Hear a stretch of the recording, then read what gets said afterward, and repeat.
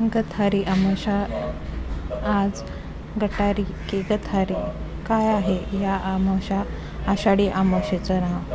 श्रावण सुरू होण्याआधीच अमावस्या म्हणजे गटारी अमावस्या होय. याच अमावस्याला दर्श अमावस्या किंवा सोमवती अमावस्या असेही म्हणतात. गटारी अमावस्या ही गतहारी अमावस्या असून या नावामागेच या अमावस्येची मूळ कारणं आहेत. गटारी नाही तर गतहारी अमावस्या.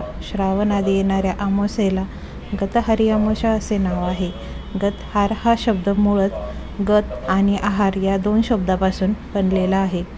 गत याचा अर्थ इथे गेलेला म्हणजे पाठीमागचा किंवा त्यागलेला असा घेऊन त्यागलेला आहार म्हणजे गतहारीचा अपभ्रंश होत सध्या या अमावस्येला गटारी अमावस्या असे चुकीचं नाव दिलं आहे. पण ही गतहारी अमावस्या श्रावणात मद्य मांसाहार अशा गोष्टी वर्ज्य असल्याने त्यांना आपण या काळात त्याग करतो.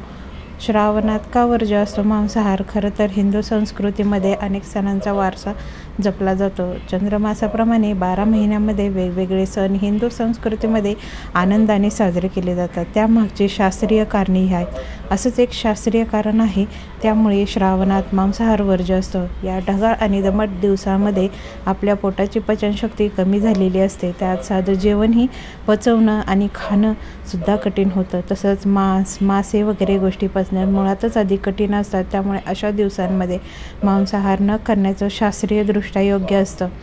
त्याचबरोबर श्रावणाच्या महिन्यात अनेक व्रतवैकल्प केली जातात.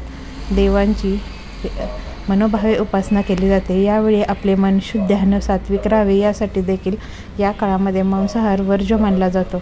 याच अमावस्येला म्हणतात दीप अमावस्या. गतहारी अमावस्या या दिवशी दीपपूजनाला देखील विशेष महत्त्व आहे. पुढचा येणारा काळ हा व्रतवैकल्प सण उत्सव यांचा असल्याने घरातील दिवे स्वच्छ करून ठेवणे गरजेचे असते. तसेच या दिव्याच्या प्रकाशाने आपल्या जीवनातील समस्यारूपी अंधकार दूर लोटण्यास मदत होते. याच कारणामुळे महाराष्ट्रात गतहारी अमावस्येला दीप अमावस्या असेही म्हणतात. श्री स्वामी समर्थ.